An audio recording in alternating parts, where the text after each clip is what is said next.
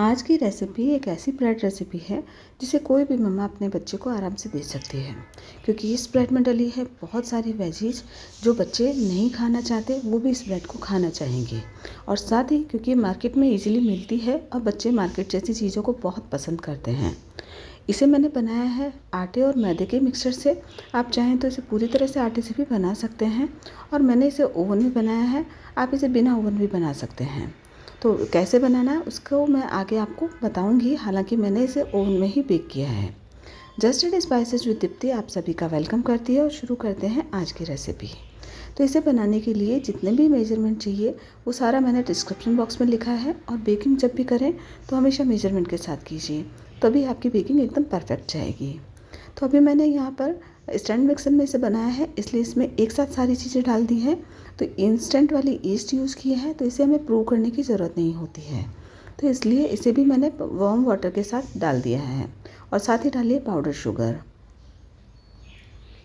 अब इसी बॉल के अंदर मैंने डाला है 1 कप आटा और 1 कप मैदा। आप चाहें तो इसे पूरी तरह से मैदे से बना सकते हैं या फिर पूरी तरह से आटे से। हालांकि जब हम आटे की ब्रेड बनाते हैं तो थोड़ा सा टेस्ट में डिफरेंस आता है, लेकिन हेल्दी चाहिए पूरी तरह से तो आप पूरे इसको आटे के साथ भी रिप्लेस कर सकते हैं। क्योंकि इसमें डली हुई बहुत सारी वेजीज, तो बच्चे आराम से इसको खाना चाहेंगे। और मैंने मैदा इसलिए डाला है ताकि ब्रेड जैसा ही इसका टेक्सचर और टेस्ट आ सके। अभी इसमें डाला है थोड़ा सा मिल्क पाउडर, ये ज़रूर डालिएगा, तभी इसका टेस्ट ब्रेड का बिल्कुल वैसा ही आएगा जैसे मार्केट की ब्रेड होती है। अब इसे हमें सॉफ्ट सा डो लगाना है। तो मैंने यहाँ स्टैंड मिक्सर में लगाया, इसलिए मुझे यहाँ 5-6 मिनट में डो बन के तैयार हो जाएगा। लेकिन अगर आप हाथ से लगा रहे हो तो कम से कम 10 से 15 मिनट तक नीट करना है। अभी मैंने इसमें नमक ऐड नहीं किया है। अगर आप नमक ऐड कर रहे हो तो या तो आटे में शुरू में मिक्स, अगर आप परात वगैरह में लगा रहे हो ना, तो आटे के अंदर शुरू में ही आप नमक डाल के मिक्स कर लीजिएगा, उसके बाद ईस्ट और पाउडर शुगर ऐड कीजिएगा, और नहीं तो फिर बिल्कुल लास्ट में कीजिएगा। तो मैंने यहाँ पर नमक डाला है टेस्ट के अकॉर्डिंग। अभी मैंने इसमें डाला है ऑयल, और ऑयल 3 टेबल स्पून डाला है। आप इसमें बटर भी डाल सकते हैं।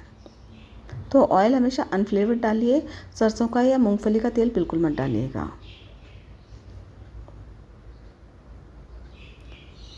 अभी आटा इसका बहुत अच्छे से नीड होना ज़रूरी है। देखिए अभी ये आटा इकट्ठा सा हो गया है, लेकिन आराम से ही टूट रहा है। अभी मैं दिखाती हूँ, ये देखिए आराम से ये टूट रहा है। ऐसा टूटता हुआ आटा ब्रेड के लिए बिल्कुल नहीं चाहिए होता है।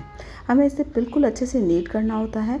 अगर आप हाथ से कर रहे हो तो इस आटे को अभी हमें बहुत सारा स्ट्रेच एंड फोल्ड के मेथड से इसे अच्छे से नीट करना है, और जब तक इसमें ग्लूटेन रिलीज नहीं हो जाता।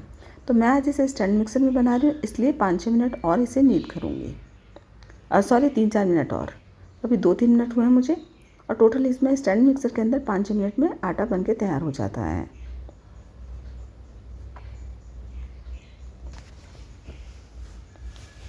और जितना ज़्यादा आप इसे नीट करेंगे ना, उतना अच्छा ही इसमें आटे में लोच आएगा। वही लोच हमें चाहिए होता है कि आटा टूटना बिल्कुल नहीं चाहिए।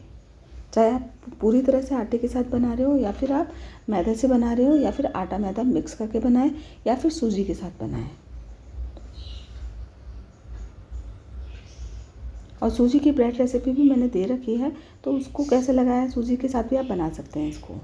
अभी देखिए आटे को जब आप पूरी तरह नीड हो जाए तो आप ढंग से चेक कर सकते हैं कि जब आप इसको खींचे तो बिल्कुल ट्रांसपेरेंट बनना चाहिए, आटा में ट्रांसपेरेंट सा दिखना चाहिए, और ये बिल्कुल भी टूटना नहीं चाहिए। तो इसका मतलब ये आटा पूरी तरह से रेडी है। आप इसे ब्रेड बनाने के लिए प्रूव करने के लिए रख सकते हैं। और अभी हमें इसे गर्म जगह पर 1 घंटे के लिए कम से कम प्रूव होने के लिए रखना है, तब तक ये साइज़ में डबल हो जाएगा। तो आप इसे किचन काउंटर में रख सकते हैं। अगर जल्दी हो तो ओवन को 30 डिग्री सेंटीग्रेड पर थोड़ा सा गर्म करके बंद कर दीजिए, और उसके बाद उसमें भी रख सकते हैं। और जब आटा पूरी तरह से तैयार हो जाए तो एकदम से आपको वापस से पंच करना है, और उसके बाद इसे इक्वल साइज़ में कट करना है। तो मैंने यहाँ पर ब्रेड बनाने के लिए रोटी के साइज़ की ही बॉल ली है।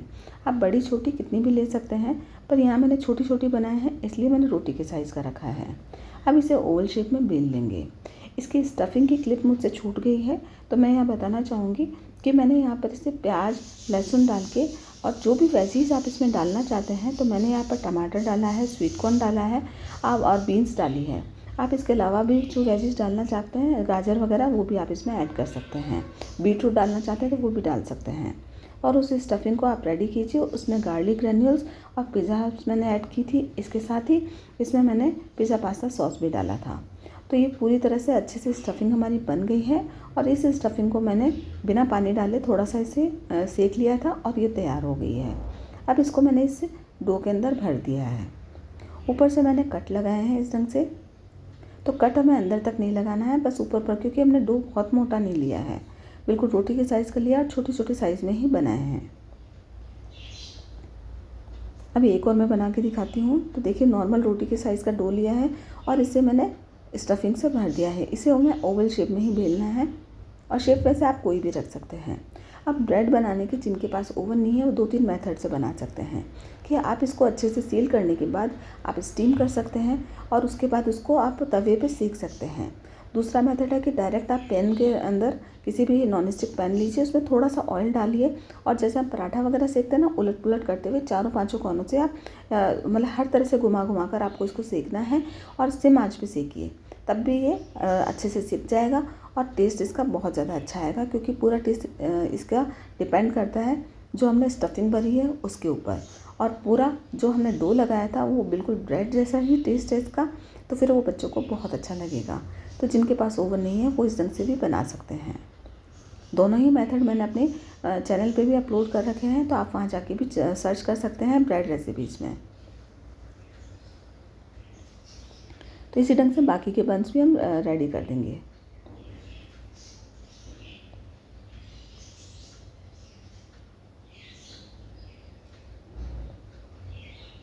अब इस पर मैंने मिल्क वॉश किया है, क्योंकि मैं इसे ओवन में बेक कर रही हूँ।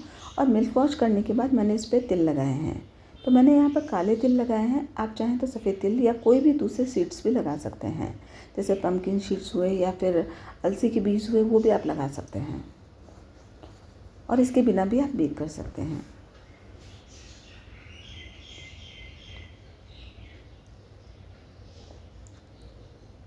अभी हमें इसे अगर बेक कर रहे हैं तो हमें थोड़ी कम से कम 10 मिनट तक फिर से रखना है, इसमें अच्छे से वापस से राइज आएगा और उसके बाद हमें इसे बेक करना है। जब मैं बना रही थी उसी समय देखिए इसके साइज़ में काफ़ी ज़्यादा डिफरेंस आ गया है। और अभी इसे बेक करने के लिए जब ओवन प्रीहीट होगा इतनी देर में ये राइज हो जाएंगे दोबारा। तो मैंने ओवन को प्रीहीट होने के लिए रख दिया है। हमें ओवन में बेक करना है तो उसकी हमें दोनों रॉड को ऑन रखना है और कम से कम 15-20 मिनट तक हमें इसे बेक करना होगा।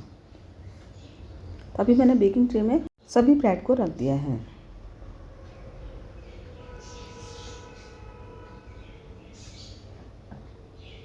अब ओवन प्रीहीट हो चुका है तो मैंने इसे बेक करने रखा है। यहाँ पर दोनों रॉड को ऑन रखना ज़रूरी है और कम से कम 15 से 20 मिनट तक हमें इसे बेक करना है, या फिर तब तक जब तक कि इसका अच्छा सा कलर नहीं आ जाता। टेम्परेचर 180 से 170 तक ही रखना है। तो देखिए अच्छे से बेक हो गई है। बेक होने के बाद हमें इस पर बटर लगाना है। बटर लगाने से क्या होगा कि बटर ब्रेड है वो ऊपर से एकदम सॉफ्ट हो जाती है। जैसे ही बेक होकर आती है तो उसका जो ऊपर का क्रस्ट रहता है वो थोड़ा हार्ड रहता है, लेकिन बटर लगाते ही तुरंत ही सॉफ्ट हो जाता है और ब्रेड एकदम अच्छे से तैयार हो जाती है, जैसे हम मार्केट से लेके आते हैं। देखिए कितनी ज़्यादा सॉफ्ट बनी है। और देखिए अंदर से स्टफिंग अच्छे से भरी हुई है। तो जब सब्जी रोटी खाने का मन नहीं हो तो आप इस ढंग से बच्चों को बना के दे सकते हैं। और मेरे चैनल पे मैंने बहुत सारी ब्रेड की रेसिपीज़ और केक की रेसिपीज़, बहुत सारी मिठाई की रेसिपीज़, सब्जी रेसिपीज़ अपलोड कर रखी है। अगर आप विज़िट करना चाहें तो मेरे चैनल को ज़रूर से विज़िट करके देखिएगा, वहाँ पर आपको बहुत सारी रेसिपीज़ मिलेगी। अगर आपको ये रेसिपी अच्छी लगी हो तो इसे लाइक शेयर ज़रूर कीजिएगा। Thanks for watching my channel.